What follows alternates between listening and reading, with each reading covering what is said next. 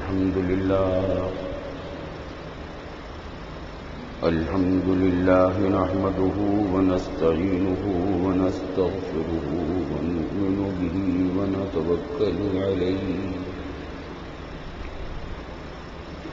ونعوذ بالله من شرور أنفسنا ومن سيئات أعمالنا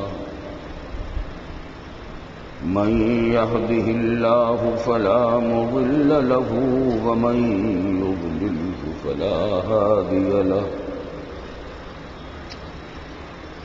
ونشهد أن لا إله إلا الله وحده لا شريك له ونشهد أن سيدنا وسندنا ومولانا محمدا عبده ورسوله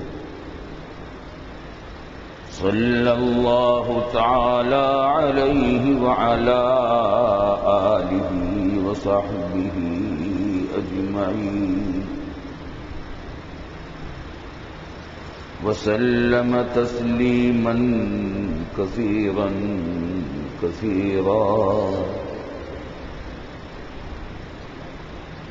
أما بعد فأعوذ بالله من الشيطان الرجيم بسم الله الرحمن الرحيم إن أول بيت وضع للناس للذي ببكة مباركا وهدى للعالمين فيه آيات بينات مقام إبراهيم ومن دخله كان آمنا ولله على الناس حج البيت من استطاع إليه سبيلا ومن كفر فإن الله غني عن العالمين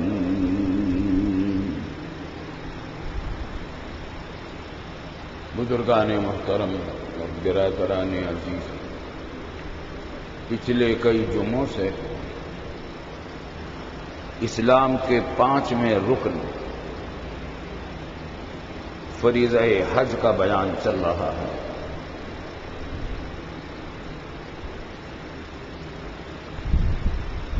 اور اس سلسلے میں بہت سی باتیں تو عرض کر چکا ہوں، آج بھی اسی سلسلے میں کچھ مزید باتیں عرض کرنی ہیں۔ اسلام کے یہ 5 ارکان ہیں: شہادتین، اللہ کی وحدانیت اور رسول اکرم صلی اللہ علیہ وسلم کی رسالت کا یقین کر کے اس کو مان لینا اور زبان سے اس کا اقرار کر لینا، یہ رکن اول ہے۔ اور دوسرا رکن نماز، تیسرا زکوٰۃ، چوتھا رمضان کے روزے اور 5واں یہ حج ہے۔ یہ حج کی عبادت بھی حضرت آدم علیہ السلام کے زمانے سے چلی آ رہی ہے۔ سب سے پہلے حضرت آدم علیہ السلام ہی نے اس کی تعمیر کی تھی، بیت اللہ شریف۔ حضرت ابراہیم علیہ السلام نے اسی تعمیر جو منہدم ہو گئی تھی طوفان نوح میں، اس کی بنیادیں جو باقی تھی، جبریل امین کی نشاندہی پر وہ بنیادیں کھود کر اس پر تعمیر اٹھائی تھی باپ بیٹے نے، ابراہیم علیہ السلام نے اور اسماعیل علیہ السلام نے۔ اس کے بعد مکہ مکرمہ پر، مکہ مکرمہ ہی کے لوگ رہے، لیکن رفتہ رفتہ ان کے اندر جہالت اور طرح طرح کی غلط رسمیں شروع ہوئیں، یہاں تک کہ پھر وہ بت پرستی کرنے لگے، توحید ہی کے خلاف ہو گئے، رسالت ہی کو بھول گئے۔ یہ کفر و شرک بھی کس طرح پیدا ہوتا ہے، اس پر بھی ذرا توجہ کی ضرورت ہے۔ دین کس طرح مسخ ہوتا ہے۔ دین ابراہیم اعلیٰ درجے کا دین تھا، ابراہیم علیہ السلام لے کر آئے تھے، پھر اسی دین کی ترویج حضرت اسماعیل علیہ السلام نے مکہ مکرمہ میں اور جزیرہ نما عرب میں کی، اور یہ تمام عرب جو ہیں اسماعیل علیہ السلام کی اولاد ہیں۔ ہوتا یوں ہے کہ کسی عبادت کے جذبے میں آ کر کچھ لوگ اپنی طرف سے کچھ چیزیں اور بڑھا دیتے ہیں، سمجھتے ہیں کہ جب یہ عبادت ہے تو اس کو کوئی حد اس کی کچھ نہیں اور آگے کراؤ، اور وہ ایسے کام کرنے لگتے ہیں کہ حدود سے آگے بڑھ جاتے ہیں اور وہ بدعت بن جاتے ہیں۔ بدعت کہتے ہیں اس کو ہے کہ دین میں نئی چیز کا اضافہ کیا جائے، دین میں جو چیز نہیں ہے اس کا اضافہ اپنی طرف سے کر دیا جائے کسی شرعی دلیل کے بغیر۔ بیت اللہ کی عظمت اپنی جگہ پر تھی، اس کا حج کرتے تھے عرب کے لوگ، یہاں تک کہ مشرکین عرب بھی جب حضور صلی اللہ علیہ وسلم کا زمانہ آیا حج کیا کرتے تھے، لیکن بیت اللہ شریف کو بتوں سے بھر دیا تھا اور اس کے گرد بھی بت رکھ دیے تھے۔ کسی عبادت کو حد سے زیادہ جب حدود سے بڑھ کر کیا جاتا ہے تو پھر وہی بدعت بن جاتی ہے۔ مثلا کوئی آدمی سوچے کہ رمضان کے روزے تو بڑی عبادت کی چیز ہے، میں عید کے دن بھی روزہ رکھوں، عید کے دن روزہ رکھے گا تو الٹا گناہ ہو اور یہ بدعت بھی ہو، دین میں ایجاد بھی ہو۔ تو رفتہ رفتہ بدعات شروع ہوئیں، بدعتیں شروع ہوئیں عربوں میں، یوں بھی کر لو، یوں بھی کر لو، یوں بھی کر لو، شاید اس میں اور زیادہ ثواب مل جائے گا، اپنی طرف سے من گھڑت اضافے اپنے دین کے اندر کرتے چلے گئے اور دین مسخ ہو گیا۔ حضرت ابراہیم علیہ السلام اور اسماعیل علیہ السلام نے جو دین یہاں چھوڑا تھا، رفتہ رفتہ رفتہ رفتہ وہ ایسا ہو گیا کہ ناپید سا رہ گیا۔ رسول اللہ صلی اللہ علیہ وسلم نے اس دین کو دوبارہ اس علاقے میں زندہ کیا۔ تو اسلام کا 5واں رکن حج ہے۔ بیت اللہ شریف کی کچھ تاریخ میں پچھلے جمعوں میں عرض کر چکا ہوں۔ قرآن کریم کی آیات کے ضمن میں انہی آیات میں آخری حصہ یہ ہے کہ وَلِلَّهِ عَلَى النَّاسِ حِجُّ الْبَيْتِ مَنِ اسْتَطَاعَ إِلَيْهِ سَبِيلًا،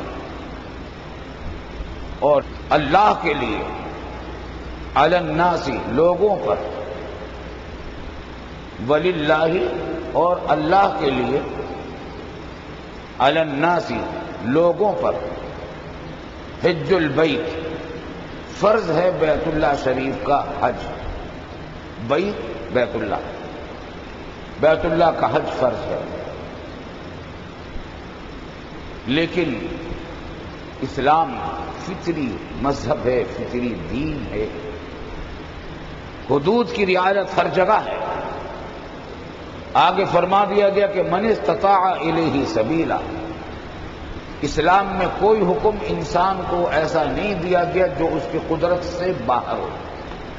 لا یکلف اللہ نفسا الا وسعها، اللہ تعالیٰ کا یہ اصول ہے، قرآن نے یہ اصول بتایا ہے کہ کسی کو ایسا حکم نہیں دیا گیا جو اس کی قدرت سے باہر ہو۔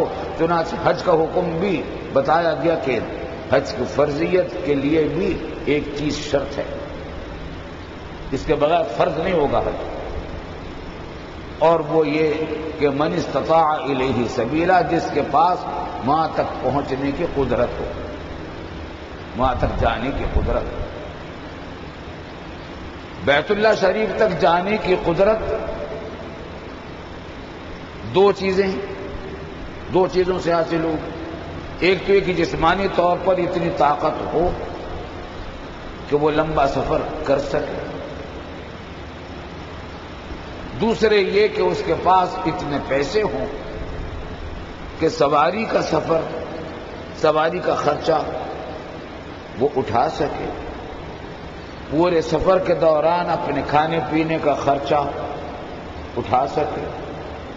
جو زیر کفالت افراد اس کے گھر پہ ہیں، بیوی اور بچے وغیرہ، ان کے پاس ان کے کھانے پینے کا ذریعہ پیچھے موجود رہے، یہ نہ ہو کہ وہ بھوک سے مرنے لگیں اور فاقے ہونے لگیں یا بھیک مانگنے لگیں۔ اتنا مال اس کے پاس ہو کہ بیوی بچے جو اس کے زیر کفالت افراد ہیں گھر کے، ان کے ضروری خرچے کے پیسے موجود ہوں، اس کا انتظام ہو۔ سواری، پیدل جانا فرض نہیں ہے، اگر کسی کے پاس سواری نہیں ہے تو پیدل جانا فرض نہیں ہے، بلکہ سواری کا انتظام، سواری کے اس کے پاس پیسے ہوں اور کھانے پینے کے بھی سامان کا بقدر ضرورت اس کے پاس پیسے ہوں۔ جسمانی طاقت، جو جس کے پاس قدرت ہو وہاں تک پہنچنے کی، جس کی تفصیل ابھی میں نے عرض کی، اس کے اوپر حج فرض ہے۔ اور عاقل ہونا بھی شرط ہے، مجنون کے اوپر حج فرض نہیں ہوتا۔ بالغ ہونا بھی شرط ہے کہ نابالغ پر حج فرض نہیں ہوتا۔ اتنی آسانیاں کر کے اس حج کو فرض کیا گیا۔ پھر یہ کہ نماز تو دن میں 5 مرتبہ فرض، روزے سال بھر میں پورے 1 مہینے کے فرض، زکوٰۃ بھی سال میں 1 مرتبہ فرض۔ لیکن حج اگر ہر سال فرض ہونے لگتا تو کیسی مشکل ہو جاتی۔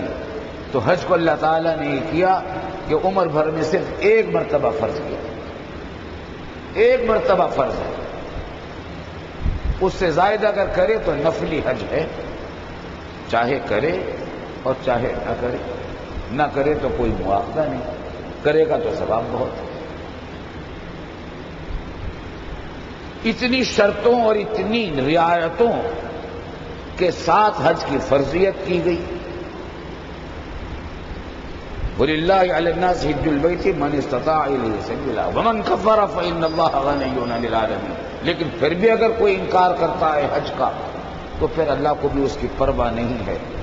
مستغنی اللہ تعالیٰ ہر ایک سے، کسی کے حج کرنے سے اللہ تعالیٰ کے پاس کسی چیز کا اضافہ نہیں ہوتا، کسی چیز میں کمی نہیں آتی۔ چنانچہ رسول اللہ صلی اللہ علیہ وسلم نے حج کے بڑے فضائل ارشاد فرمائے اور فرمایا رسول اللہ صلی اللہ علیہ وسلم نے کہ من حج للہ فلم یرفث ولم یفسق رجع کیوم ولدتہ امہ۔ جس شخص نے حج کیا اللہ کے لیے اور اس نے کوئی بے حیائی کا کام نہ کیا، بے حیائی کی باتیں نہ کی اور فاسقانہ اعمال نہ کیے، تو رجع کیوم ولدتہ امہ، تو وہ گناہوں سے ایسا پاک ہو کر واپس آتا ہے جیسا کہ اس دن پاک تھا جب اس کی ماں نے اس کو جنم دیا تھا، جنا تھا۔ ماں کے پیٹ سے جب بچہ پیدا ہوتا ہے گناہوں سے بالکل پاک ہوتا ہے، ایسا ہی پاک ہو کر حج کر کے واپس آتا ہے۔ لیکن شرطیں کیا ہے؟ حج اللہ کے لیے ہو، نیت ٹھیک ہو، اور دوسرے یہ کہ کوئی بے حیائی کی بات اور بے حیائی کے کام نہ کرے، اور تیسرے یہ کہ فاسقانہ اعمال نہ کرے، تو گناہوں سے ایسا پاک ہو کر واپس آتا ہے۔ پھر اللہ رب العالمین نے اس بیت اللہ کو ایسی عظمتوں سے نوازا ہے کہ ایک نماز کا ثواب 1,00,000 نمازوں کے برابر رکھ دیا۔ ہم نماز یہاں پڑھتے ہیں، گھر میں آدمی نماز پڑھتا ہے تو ایک ہی نماز ہے،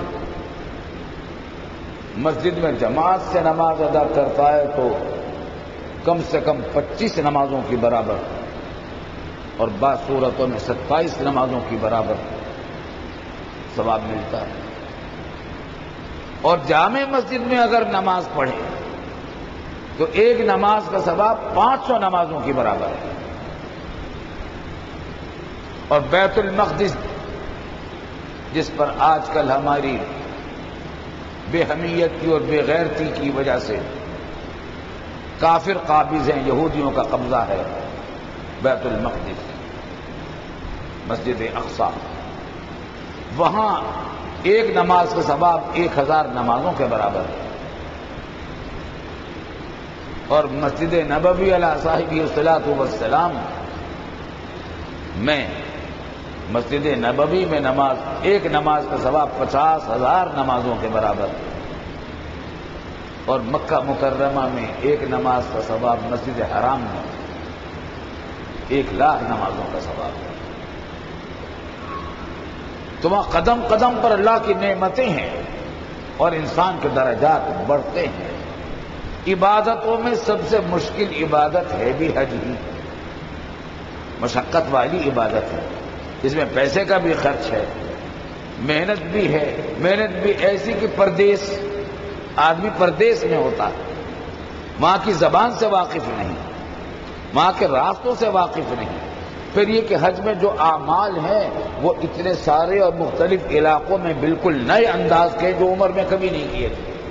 طواف اور صفا اور مروہ کے درمیان سعی، اس میں کچھ حصے میں دوڑنا، باقی میں آہستہ چلنا، مینا میں جا کر قیام کرنا، پھر وہاں سے عرفات کا سفر، عرفات میں کئی گھنٹے وہاں قیام کرنا، پھر وہاں سے مزدلفے کا سفر، رات وہاں گزارنا، پھر مینا میں آ کر پھر مکہ مکرمہ آ کر طواف زیارت کرنا، پھر مینا واپس آنا، مینا میں 3 دن گزارنا، پھر مکہ واپس آ کر وطن کی طرف واپسی یا مدینہ طیبہ کی طرف اگر نہیں گئے ہیں پہلے تو حج کے بعد. تو تمام اعمال یہ ایسے ہیں کہ عمر میں کبھی نہیں کیے تھے، ان کے مسائل بھی معلوم نہیں ہوتے، مسائل بھی بہت اس میں ہیں. احرام ہے، احرام کی پابندیاں ہیں. نماز کے اندر تو حکم یہ ہے کہ جب مسجد میں آؤ تو زینت کر کے آؤ، کپڑے تمہارے اچھے ہوں، صاف ستھرے ہوں، اور خاص طور سے جمعہ کی نماز میں آؤ تو نہا دھو کر بھی آؤ، خوشبو بھی لگاؤ، کپڑے بھی جو سب سے بہتر ہیں وہ کپڑے پہن کر آؤ. اس میں یہ ہے کہ احرام باندھ کے آؤ، ایک چادر، ایک تہبند، سر کھلا ہوا، اور بال توڑنے کی بھی اجازت نہیں، بال کاٹنے کی بھی اجازت نہیں. بال اگر بڑھ گئے ہیں تو بڑے رہنے دو، ناخن اگر بڑھ گئے ہیں تو بڑے رہنے دو، ناخن کاٹنے کی اجازت نہیں. ویسے تو جو ہر ہفتے کو ناخن کاٹنا سنت ہے اور بالوں کو درست کرنا یہ سب سنت ہے نماز کے لیے، مسجد کے میں آنے سے پہلے، جمعہ کی نماز میں آنے سے پہلے. لیکن احرام میں خوشبو لگانا بھی حرام ہے، صرف معمولی بات نہیں، ناجائز ہے، حرام ہے. اگر خوشبو لگائیں گے تو جرمانہ دینا پڑے گا، جانور ذبح کرنا پڑے گا، دم واجب ہو جائے گا. اور بہت ساری پابندیاں ہیں. سلا ہوا کپڑا پہننے کی اجازت نہیں. نماز میں آنے کے لیے تو یہ ہے کہ اچھے سے اچھے کپڑے پہن کر آؤ، قاعدے کے کپڑے پہن کر آؤ، بے ڈنگا پن لباس پہنا ہو، قاعدے کا لباس ہو. جیسے کسی بادشاہ کے دربار میں جاتا ہے آدمی تو بن سنور کر جاتا ہے، مسجد میں بھی اسی طریقے سے آنا ہے، 5 وقت کی نماز میں بھی، اور خاص طور سے جمعہ کی نماز میں تو اور زیادہ اہتمام ہے.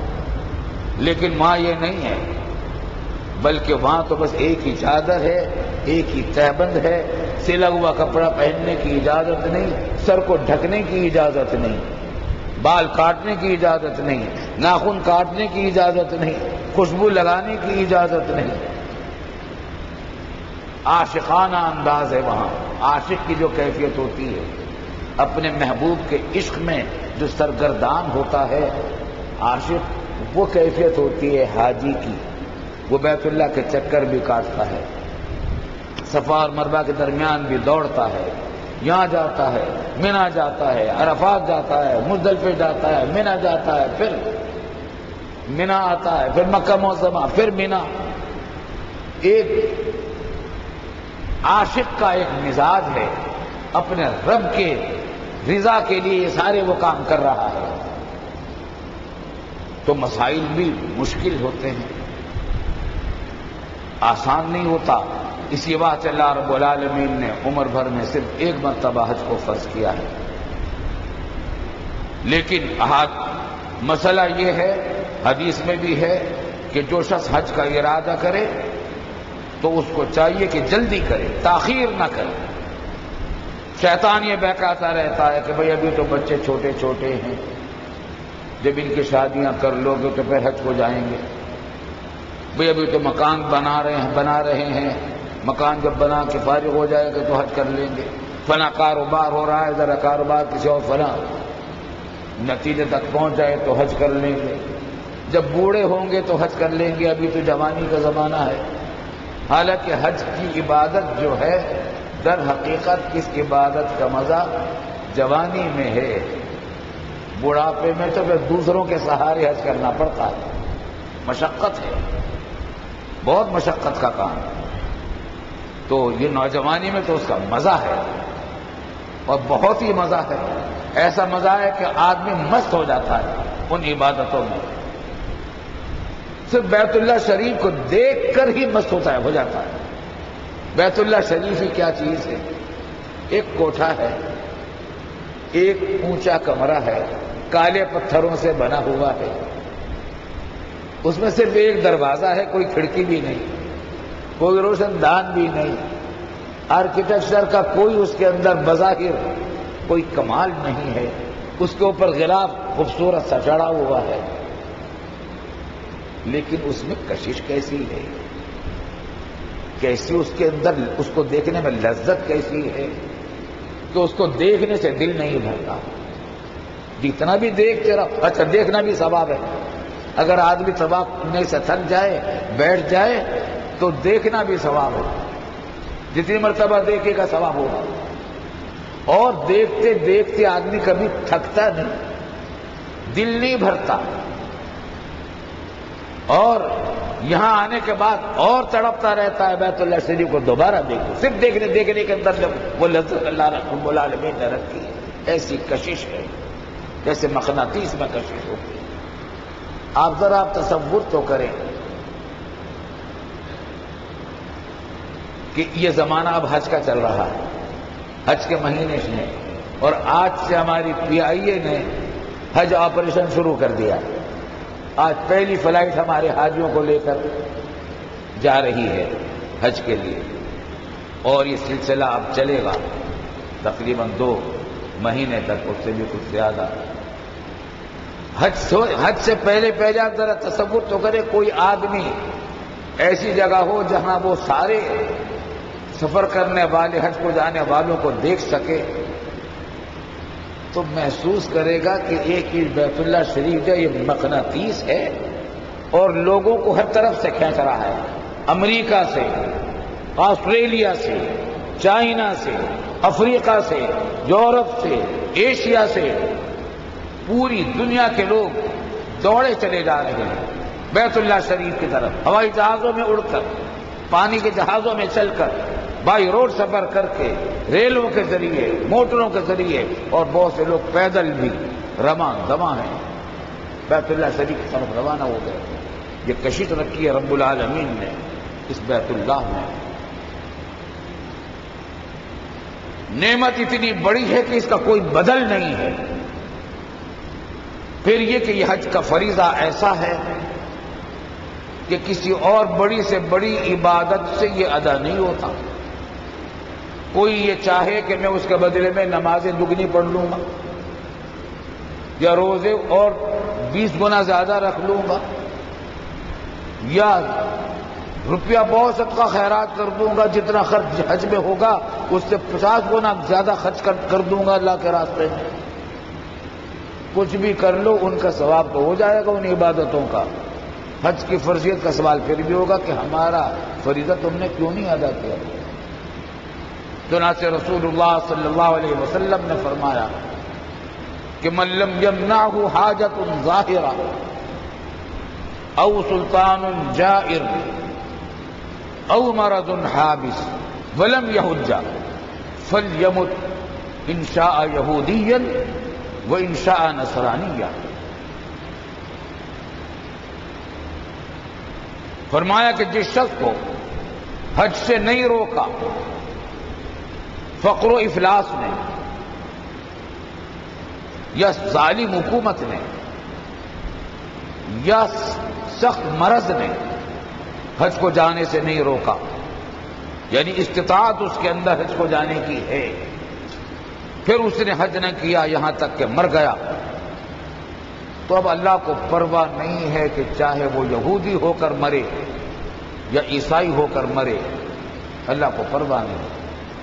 یہی وہ مضمون ہے جو قرآن میں فرمایا گیا کہ وَمَنْ كَفَرَ فَإِنَّ اللَّهَ غَنِيٌّ عَنِ الْعَالَمِينَ. جو انکار کرے گا حج سے تو اللہ تعالیٰ بھی غنی ہے ایسے شخص سے، ایسے کی پرواہ نہیں ہے. تو یہ حج کی عبادت ایسی عظیم الشان ہے، اس کا اہتمام کرنا چاہیے جتنی جلدی ممکن ہو. جب حج فرض ہو جائے تاخیر جائز نہیں ہے. تاخیر سے جائے گا تو حج تو ہو جائے گا لیکن تاخیر کرنے کا گناہ ہوگا، تو تاخیر کرنا جائز نہیں ہے. ایک بات یہ ہے کہ جو شخص ایک مرتبہ حج کا پکا ارادہ کر لے، پکا ارادہ کر لے، تو کبھی وہ حج سے محروم نہیں رہے. ساری بات عزم و ارادے کی ہوتی ہے. ہم نے کبھی نہیں دیکھا کسی نے پکا ارادہ حج کا کیا ہو، چاہے وہ غریب ہو، اس کا حج اللہ نے نہ کروایا. تجربہ یہ ہے اللہ تعالیٰ حج کرواتے ہیں، غریب سے غریب آدمی کا بھی حج کرا دیتے ہیں بشرطے کہ ارادہ پکا ہو.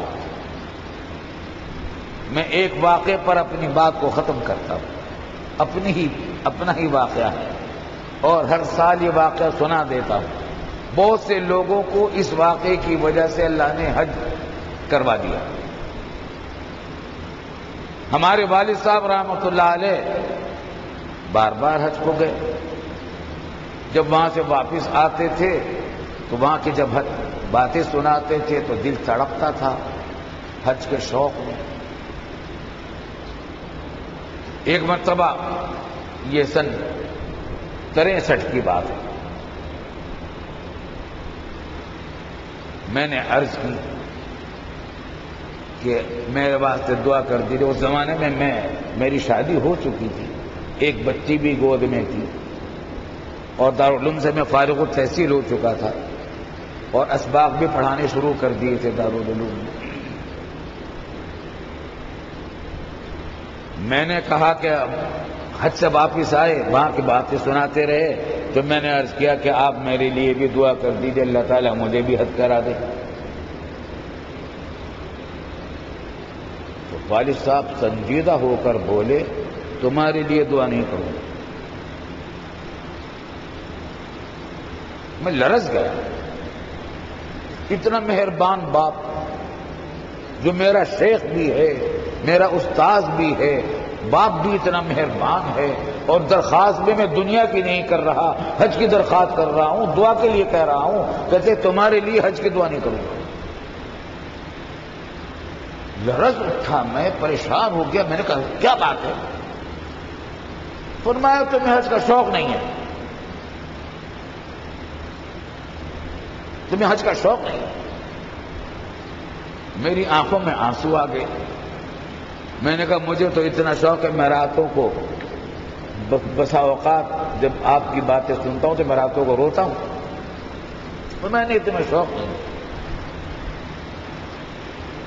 فرمایا مجھے تو بہت، میں نے عرض کیا مجھے تو بہت شوق ہے. فرمایا کہ اگر شوق ہوتا تو کچھ تیاری کرتے. بتاؤ تم نے کیا تیاری کی حج کی؟ اگر شوق ہوتا تو کچھ تیاری کرتے. بتاؤ تم نے کیا تیاری کی حج کی؟ میں نے کہا میری تنخواہ، اس زمانے میں تنخواہیں بھی کم تھیں اور مدرسوں میں تنخواہیں ویسے بھی کم ہوتی ہیں. مدرسوں میں اساتذہ تنخواہوں کے واسطے نہیں پڑھاتے، وہ تو خدمت کے دین کی خدمت کے لیے پڑھاتے ہیں. اس میں جو کچھ بھی مل جائے، جتنا بھی مل جائے. وہ زمانہ ویسے بھی سستے کا تھا، اس زمانے میں تنخواہیں ویسے بھی کم ہوتی تھی۔ میں نے کہا کہ میری تو تنخواہ ہی صرف 150 روپے ہے، سن 63 کی بات ہے، 150 سے بھی کچھ کم ہی تھی تنخواہ۔ ہماری ملازمت دارالعلوم میں 50 روپے ماہوار سے شروع ہوئی تھی، پھر اگلے سال شاید 100 روپے ہو گئی تھی، اب اس سے اگلے سال شاید 150 روپے ہو گئی ہو، تو اس سے زیادہ نہیں تھی۔ میں نے کہا میری تنخواہ ہی 150 روپے ہے، تو اس میں کیا بچت کرتا۔ یاد رکھنے کی بات ہے جو آگے والد صاحب رحمۃ اللہ علیہ نے فرمایا کہ کیا تم ہر مہینے 1 روپیہ نہیں بچا سکتے؟